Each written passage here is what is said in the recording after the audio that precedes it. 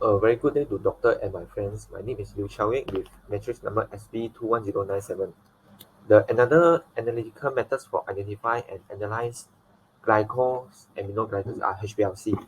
So how does HPLC works? To perform an HPLC separation, the user injects a sample dissolved in a solvent into a packed column. The column is lined with a solid separating material. As the solvent sample matrix is injected into the column and passes through it, the sample's molecules are effectively washed out and separated by molecular affinity. Therefore, compounds with the highest affinity for a certain column packing material wash out last. The illusion of separated compounds is analyzed by an HPLC detectors that processes the behavior into rising and falling peaks. Among the many commercially available detectors, one of the most used is the variable ultraviolet absorption detector. So our method allows the separation and quantification of glycosamine and galactosamine containing GAGs. So fluorescence isoenol derivatives are created by the reaction of ortho orthothaldehyde and 3-methylpropylonic acid 3-MPa with the amino group of hexosaminidol monosaccharides generated from GAG acid hydrolysis and sodium borohydride reduction, as we can see on the upper figure. So the derivatives are then separated by reverse phase high performance liquid chromatography, which is known as HPLC. So reverse phase chromatography of either standard resulted in two peaks connected by a center smear. These complex signals from glucosamine or galactosamine had similar elution profiles and almost completely overlap. The overlap GAIN, which is the dashed line, and GLCN, which is the solid line traces, are the result of separated chromatography lines. The steeple line shows the program changes in the percentage of buffer B that employed during elution. The conversion of glucosamine and galactosamine to linear hexoaminidols by sodium borohydride reduction allows the separation of the OPA derivatives of glucosaminidol and galactosaminidol, which is the GAIN or H. The elution position of the internal standard non-nolucine is shown.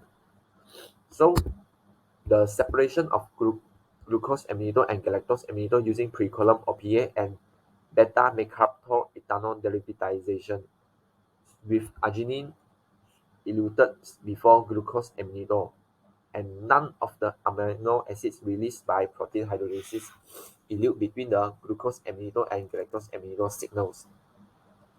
So we have refined a sensitive method for determining the molar concentration of the disaccharide content of purified.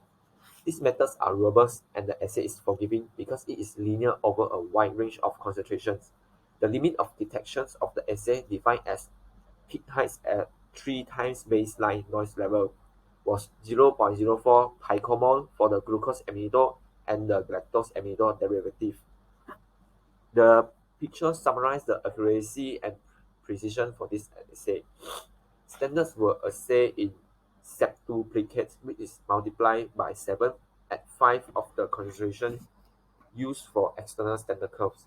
The calibration curves for the values in the table beside for 10 standards ranging from 5.0 picomole to 1280 picomole hexoaminidols. The calibration curves obtained were y equal to 0.36466x plus 1.5835 with the our square which is 0.9967 for glucose amino and y equal to 0.56985x plus 1.611x4 and with our square equal to 0.9954 for galactose amino. The assay is linear over a 504 concentration range. The wide range greatly enhances the utility of this method of DOG quantification. So another one is liquid chromatography.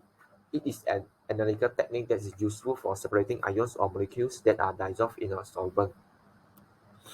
In column liquid chromatography, it injects a gaseous or liquid sample into a mobile phase, typically called a carrier gas, and passing the gas through a stationary phase.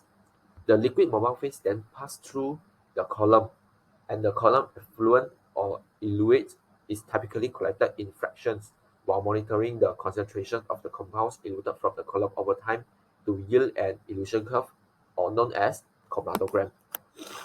So first, the high false positives due to frequent pseudo deficiency at least prompts us to develop a second tier test to quantify aminoglycan GAG levels in dry blood spot, which is the DBS.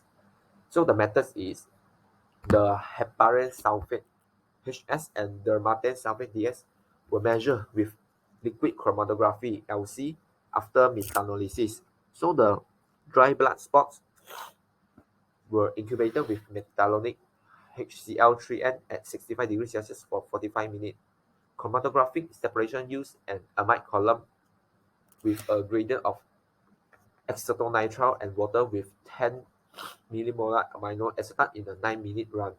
The method was validated for specificity, linearity, lower limit of detection, accuracy, and precision. So the result part, they have recently developed a second tier test based on quantification of GAG levels in dry blood spots, which the DBS by methanolysis, followed by LC analysis. So the reaction conditions for GAG's methanolysis were optimized at 45 minutes at 65 degrees Celsius to maximize the concentration of DS and HS. Mass spectra from methanolysis of the GAG standards shown predominantly the protonated form for all of the standards. Sodiated molecular ions were not detected. The figure beside shows the chromatographic separation of disaccharides from DS, HS, CS, and the respective internal standards performed on a PEH amide column over a runtime of 9 minutes, including the re-equilibration step. So the method performance characteristic. The results of method validation studies conducted on DBS are summarized in the table above. Bias and precision was evaluated by analyzing QC samples at low and high concentrations. Evaluation of within-day and between-day precision demonstrated the CVS, which is the coefficient of variations, that is less than 15% at two concentration levels. LODs for DS, HS, and CS disaccharides were 0.1, 0.2, and 0.2 milligram per liter, respectively. So a good linearity was obtained in the range of investigated concentration for the three standards. For HR, the R square is equal to 0.998, DS R square equal to 0.998, and CS equal to R square of 0.992. So that's all for me for my part. Thank you.